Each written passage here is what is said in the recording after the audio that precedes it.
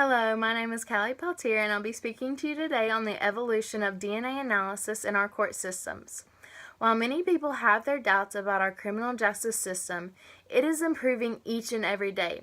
It was less than 50 years ago that DNA analysis was even introduced into a court case. Less than 50 years ago, there was no way of determining whose blood was at a crime scene or who was telling the truth in a rape case. It was just person against person at that point. Before the introduction of DNA analysis, there were countless mistrials and wrongful convictions due to a lack of knowledge. DNA testing has resulted in the conviction of multiple criminals and serial killers since its introduction into the court system in the UK in the 1986 case and in the US the following year. DNA profiling was originally developed just to determine who the father of a child was. Since then, we have made vast improvements to be able to determine whose blood is at a crime scene or who was at the crime scene in general. We can take hair samples, skin samples, blood samples. About anything that touches your body can be used for DNA analysis. It was first used in the UK to verify a confession of a 17-year-old boy who was in a 2-rape murder trial in English Midlands. The DNA results found the boy innocent and aided in the conviction of a real perpetrator.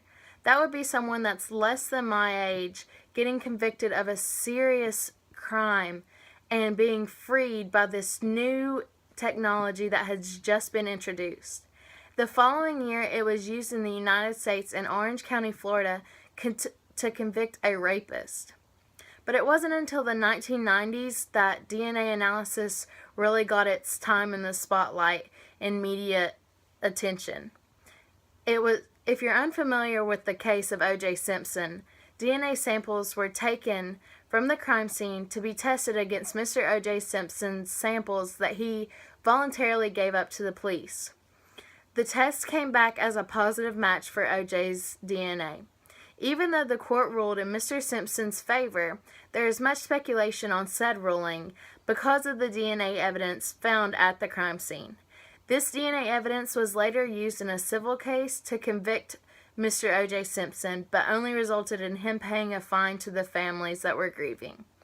DNA identification theory and practice are generally accepted among the scientific community, according to PBS.org and Frontline. And this is because it is scientific knowledge, but some courts have yet to allow it into their court as evidence. In states like Maine and Utah, it is still not accepted as evidence in a court hearing. But I feel as if in the next several years this will not be the case because there's much scientific evidence to back up everything behind DNA analysis and DNA profiling. I think that as a country we've come a long way in our criminal justice system and only have room for improvement from here.